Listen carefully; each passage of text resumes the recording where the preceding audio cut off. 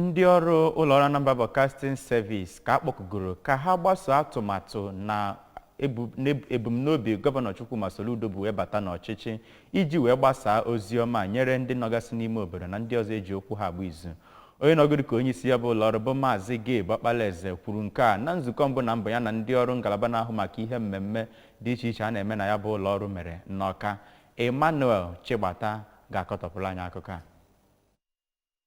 Onye ahụ na-arụ ọrụ dịka onyeisi ABS kwere nkwa na ya bụ ụlọọrụ ga na-arụ ọrụ dịka ebumnuche aka na-achị steeti a bụ ọkammụta Chukwuma Soludo siri dị.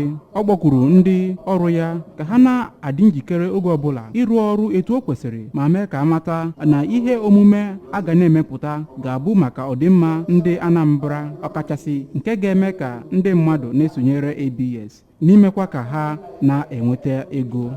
Maazị Okpalaeze ji ohere ahụ wee kpọkwue ndị na-emepụta na ndị na-egosipụta ihe ejije ka ha nye aka n'ịchọta ndị ga na-akwado ihe ngosipụta, ebe o kwukwara na ya bụ ụlọọrụ ga-eji ịgbasa ahịa ha na mba ụwa wee kwụghachi ha ụgwọ. N'akụkụ ya ka direktọ na-egosipụta ihe mmemme Oriakụ Nneka Ekwunife kpọkwuru ndị ọrụ ya ka ha tinye uchu ha n'ịrụsi ọrụ ike ma kwuo mkpa ọ dị ịrụpụta ihe mmemme ga-eme ka ndị mmadụ na-esonyere ABS. Ndị ọzọ tụnyekwara aro ka etu ụlọọrụ ABS na-etowanye bụ osote onyeisi Ratawu na mpaghara ọwụwa anyanwụ Naijiria Prince Emeka Kalu, osote direktọ na-ahụ maka ihe mmemme Maazị Roy Ekwunife, ndị ọrụ ABS ndị ọzọ Maazị Eze Onwuji nakwa Onyekachukwu Ugochukwu. Site n'ụlọọrụ ABS, abụ m Emmanuel Chigbata maka akụkọ ABS.